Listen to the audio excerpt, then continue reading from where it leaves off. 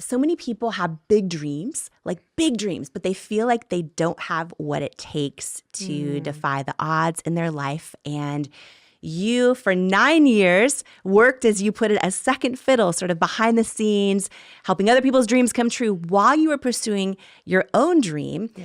You got down to 81 cents in your bank account, literally, and then it happened. Yeah. You defied the odds, Chrissy Metz. And so my first question is just for you in your life, how did you defy the odds?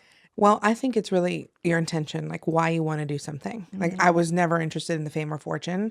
I grew up very humble beginnings. It was like, I didn't think I was going to actually ever have money to like own a home. Like I didn't even have a washer and dryer. You know what I mean? Like it's things that like you don't really think about. You're like, yeah, okay, whatever. I just wanted to relate to someone. I wanted someone to relate to me. I wanted to tell stories. And I really wanted to be a part of something that I think was bigger than me. And I think inevitably what I ended up doing was like, after lots of hemming and hawing and crying and thinking I was going to move back home to Florida, like, why do I want to do this? Can I actually give it up? And like, I've heard people say like, if you can't have a vision without a provision. So like if it's placed on your heart, you have to pursue it. And like, even if the pursuit that's your life's journey, because we all know that like once you get to the destination, it's not about the destination. And only have you gone to the destination do you know that. But I think a lot of it is like just surrendering and trusting. And I don't do that very well. But it took me, 12 years to do that. And I think once I did, then it actually happened, which is still insane to think about, that somebody knows my name or that I'm sitting here talking to you about like my life. What? What? Yeah, it's wild. Crazy.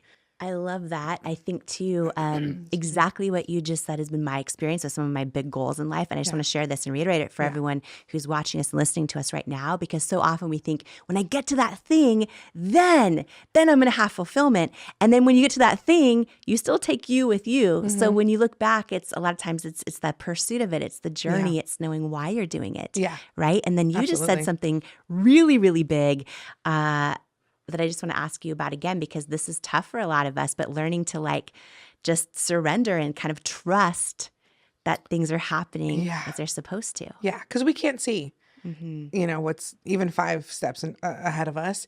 And you just think like it's just going to be this terrible for forever. And then I always remind myself that like, what do I learn in these terrible moments? Like, how do I continue to like persevere, or what do I get to learn about myself or what I want to do? I always try to think of the positive. I know it's difficult when you're in it, but for me, that's helped because I know that I truly believe there's a reason for everything.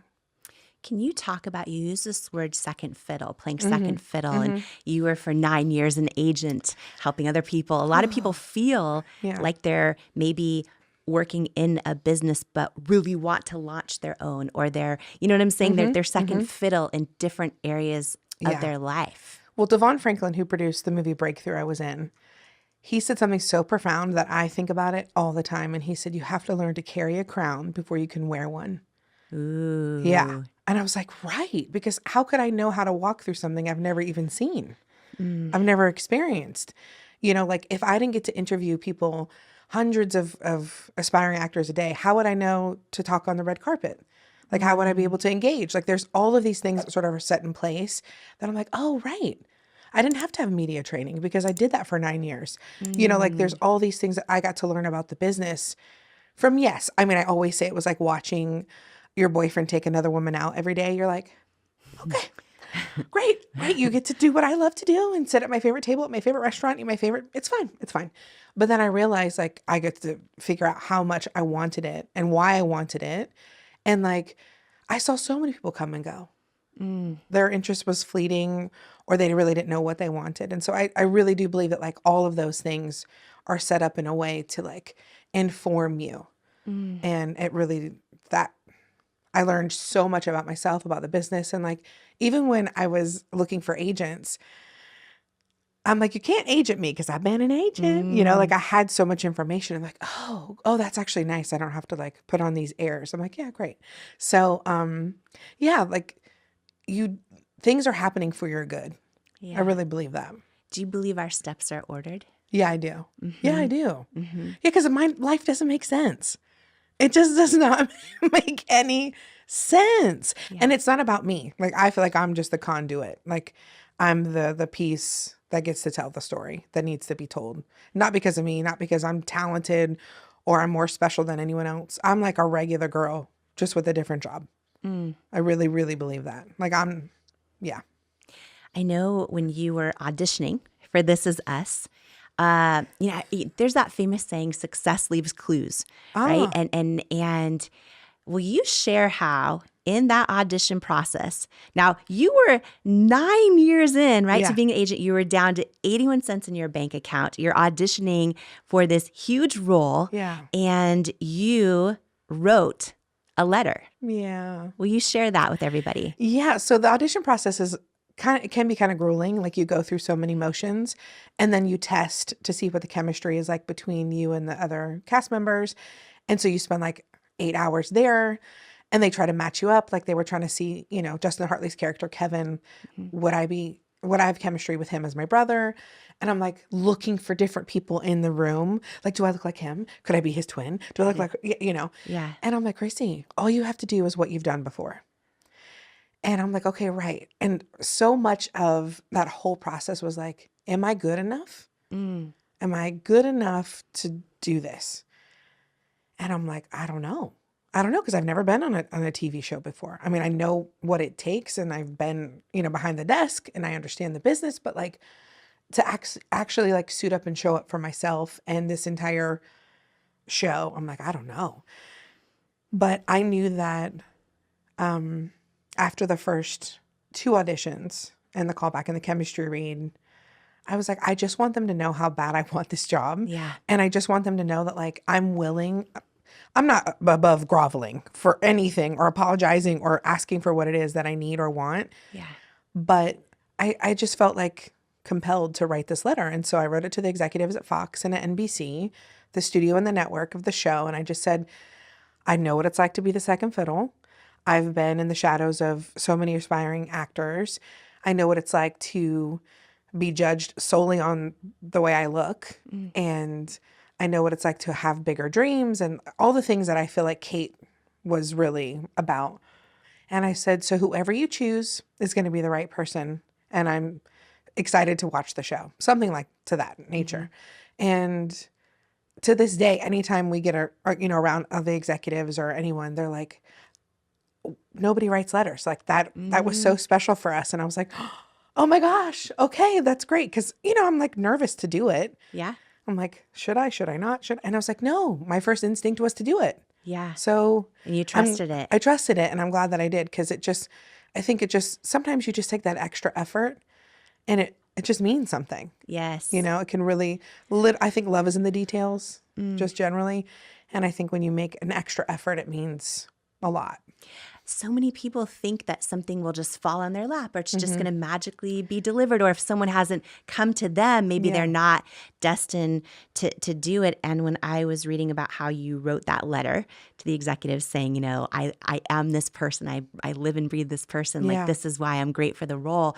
It just reminded me. And I love sharing it. So thank you, because so many people listening don't realize, they think there's something maybe inadequate with them if no one's just handed them what they're hoping for. But success leaves clues. And, you writing that letter reminds me of so many times where actually just this morning there was I got bad news and something I was hoping for. And my first thought is, okay, I'm going to have to figure out how to turn this around and I'm going to get it back. I'm going to make it happen somehow. So let me figure out how I'm going to make it happen. Right. So I think through, and 99% of the time in my life when I've done that, I get the thing. And sometimes it's not the next day. Sometimes it's over time. Yeah. Gosh, I remember years of retailers telling me no to Caring It Cosmetics. And every time I was like, okay, what can I do? I'm going to, send them an email. I'm going to send them my, over and over. And so when I read that you sent that letter, I loved it because I think it's just a beautiful gift for people to hear that, who maybe think like, oh, okay, maybe everyone, who gets the thing they want also has to kind of like keep going after it. Yeah. It doesn't just, you don't just magically get discovered half the time. Yeah, And no. you know what I mean? It often doesn't just fall right into your lap. And I know you wrote, I needed to hear that. you wrote Sheesh. in that letter, or rather after you've talked about it, and just your appreciation for This Is Us creator, Dan Fogelman, Yeah. saying that just that you appreciate what he did and that he chose you. And you say, especially because of how significant it was to choose a woman who didn't look like every other woman or every other person on TV. Mm-hmm. Yeah. Can you talk about that? Anytime I think about Dan, it really makes me emotional. Why? He just, first of all, he's absolutely brilliant in the most humble way, self-deprecating way. And he's just so like in tune with emotion and the human condition. And it just comes through, I think, with everything he does. But also, yeah, that it was pitched originally as a film. And one executive at some, I don't know, wherever place said, oh, wait, so the plus size girl, like she's like how plus size, like Kate Winslet? And he was like, first of all, what are you saying? Second of all, no, this is like a real woman who's like really dealt with weight issues and it's plagued her entire life. And she was loosely based off of his sister. And so I think Kate was very important to Dan. And so knowing that and knowing that he was so intentional about who he wanted, in a lot of my life, I never felt chosen. Oh no, I didn't think I was going to cry, but I do. And so here I am. And to be chosen for such a special role and a show and a time as it was, like I always say, like if I never book another role or a show or a movie again, like it's enough. It's enough. Like at some point things have to be enough. And that was so magical for so many reasons. And not only did it set like the tone for new shows and new movies and just people being cast as just people, even if they weren't a particular size and even the roles didn't have to talk about the size that they were, that position that I got to just so gratefully be put in was so special. And to feel chosen, that I was good enough, that I was the right person, and also not being incredibly experienced. I mean, everybody on the show had 10, 15, 20 years of acting. That was the first show I ever tested for. And I remember the second scene, Chris Sullivan, who played Toby, and I did together, I looked at him and I was like, Chris, like, I can't do this. Like, I can't do this. Like, I don't know like, I'm so afraid. Like, I think they hired the wrong girl. And he was like, no, they didn't. No, they didn't. And I was like, "Boo." And I'm like, okay, please, Lord, help me. And everything that is holy, just help me, because like, I didn't think I deserved it or was worth it, or, so there's a lot of pressure, but I'm so indebted to Dan. Not only did I learn so much about acting myself, obviously developed incredible relationships with people, but like what that particular role gave my life, unreal. It's unreal. In what way? Well, it provided like an opportunity to like instill trust in myself, which I think is really confidence. When you talk about Dan Fogelman choosing you, Yeah. you posted recently on your Instagram that you want to be chosen, not half chosen. Yeah. Yeah. Can you talk about that idea and just like that through line through your life? Well, we're going to get serious now. So thank goodness for therapy. I think just as a whole, I wish it was more accessible to more people, because I think we have to treat the soil. Yeah. That's beside the point, but the most important point about mental health and therapy. But what I've discovered in therapy is that my dad, for whatever reason, wasn't able to choose me. And so I go after things that, whether it's men or jobs, or like, I'm literally in the business of rejection. I'm like, oh, that's comfortable for me. Oh, great. Let me just pursue that. Because that's what I'm used to and what it's normal to me. It's not healthy, but it's what I know. And like, right, we sort of veer toward the devil that we know. And so just discovering like I need to be chosen, but even more so, I have to choose myself. And and make a sort of living amends to myself about choosing myself because my dad was either unwilling or incapable. I'd like to believe he was just incapable. But I realized through therapy that like, oh wow, like I choose things that don't choose me because I'm like trying to, I think, rectify that situation, or like I feel like I'm valuable to someone and not have to beg them to choose me, but have to be willingly chosen. And so I think that's why when you asked about Dan, like I got so emotional because like just as I was, just what I did was good enough and he chose it and it was right. Doesn't mean you're always going to be right. And that's fine too, because I do believe the things that are meant for you are yours and will find you no matter what. But yeah, being chosen is, it's a hard lesson. And even to accept that like, some people aren't going to choose you. And like, even what you mentioned earlier, I was like, oh my gosh, I needed to hear that, because I think like, if I'm not chosen right out of the gate, then I don't need to like, it's not right. But sometimes you do have to sort of take a step back and say like, oh wait, if I want something, how do I kind of like reconfigure that pursuit? I was like, oh wow, I needed to hear that. So thank you for that. But yeah, nobody wants to be half chosen. Like you're either all in or don't do it at all. Yeah. Really. That's how I felt. What have you learned that you can share with anyone maybe who feels like they're never chosen? Well, if we believe that everything happens as it should and for a reason, not being chosen is a reason. You know, even though it feels like you're discarded, you're dismissed. Like I always say, like God's rejection is your protection. Yes. You know, and it's easy to say that. It's easy to sit somewhere and say that, but to like put it into practice, it's difficult. You're like, really again? Really again? Again?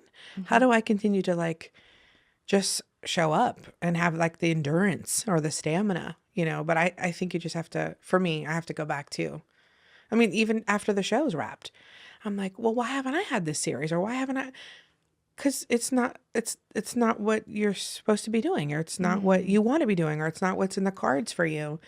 And then it's provided an opportunity for me to like pursue music in a real way. So like there are reasons why things are happening or why you're not chosen. And even particularly with my father, that relationship or lack of allowed me to really develop, I think, compassion and empathy and really get to know myself and like show up for myself and do the things that unfortunately was not cultivated in our relationship. So, and then also not hold on to resentment for him, because I truly believe that like, if we know better, we do better, you know, but, not to say it's easy.